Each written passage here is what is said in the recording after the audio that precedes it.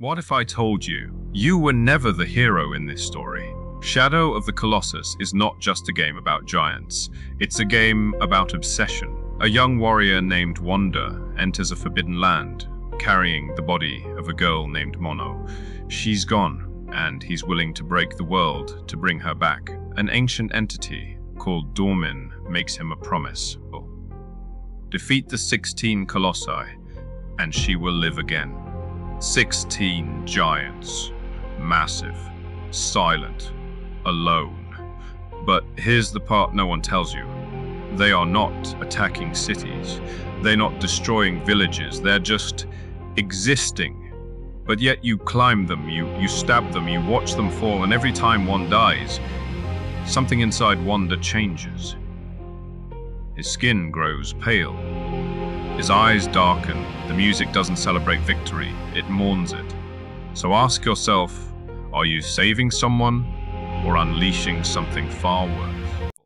And that's when the real question begins, because the Colossi, they don't feel like villains. They don't chase you across the world. They don't hunt you. Most of them stand still, silent, ancient, waiting.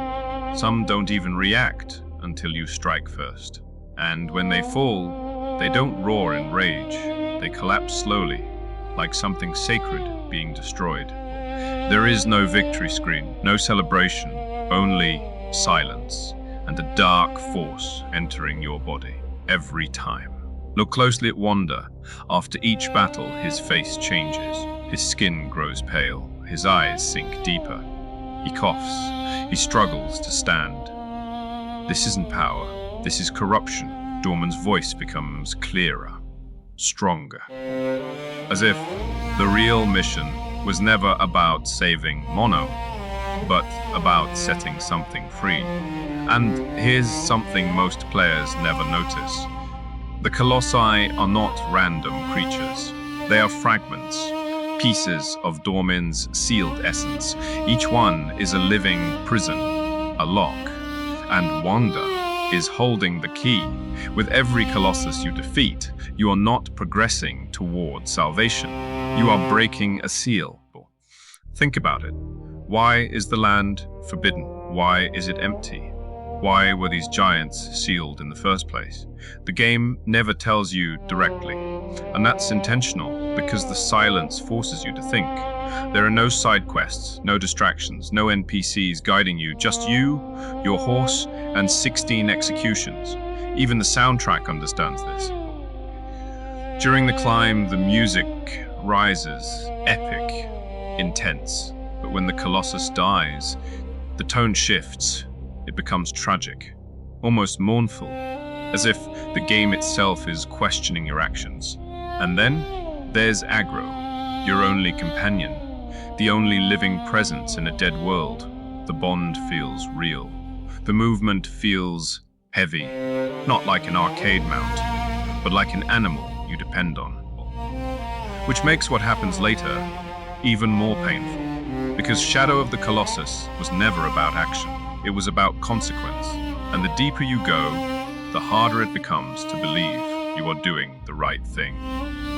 So ask yourself again, if love demands destruction, is it still love, or is it obsession? No one is allowed to enter. A boy rides alone. His name is Wanda. In his arms, he carries the lifeless body of a girl named Mono. She was sacrificed because they believed her soul was cursed. But Wanda refuses to accept that fate. Inside an ancient temple, he places her body on an altar and calls upon a forbidden entity. A voice echoes through the empty stone walls. Dormin, a being that sounds neither fully God nor fully demon. Dormin makes an impossible promise. Mono can be brought back to life. But there is a price. 16 Colossi must be destroyed.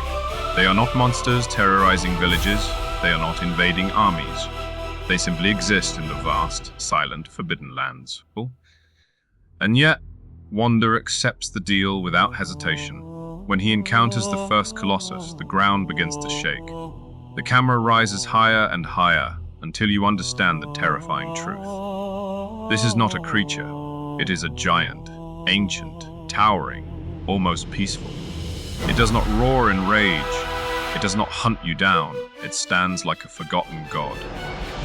This is not a normal battle. You cannot defeat it with strength alone. You must climb its massive body, gripping onto stone and fur while it tries to shake you off. You search for glowing weak points hidden across its form. The music swells with emotion as you raise your sword and strike. And when the Colossus falls, there is no victory celebration, no triumphant fanfare.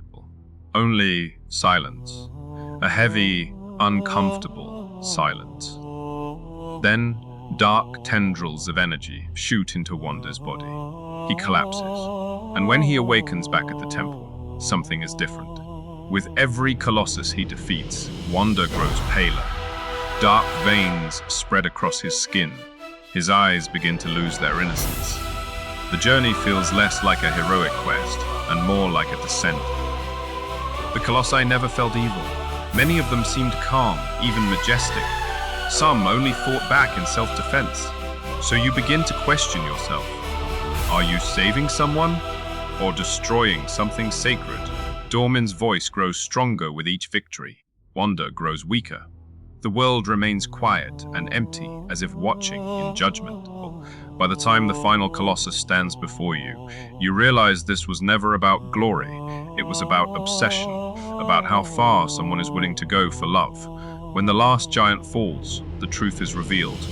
Dormin was sealed away long ago for a reason, and Wanda, blinded by devotion, has freed him.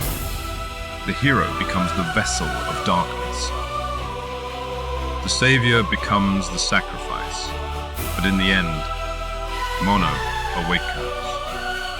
And Wanda is reborn, not as a warrior, not as a conqueror, but as something small and fragile in a silent, beautiful world. Shadow of the Colossus is not a story about defeating giants. It is a tragedy about love, sacrifice, and the cost of defying fate. And when the credits roll, one question remains. Were the Colossi truly the enemies? Or were you? Colossus falls. There is no victory, no celebration, only silence. Wanda stands there, barely human anymore, his body corrupted, his soul consumed by something ancient. And in that moment, the truth hits you. The Colossi were never invading, they were never evil, they were guardians. And you destroyed them all for love, for obsession, for a promise made by a voice you barely understood. Dormin was sealed for a reason, and you helped bring him back. So tell me, was Wanda a hero, or was he the villain all along? Because maybe Shadow of the Colossus was never about defeating giants. Maybe it was about becoming one.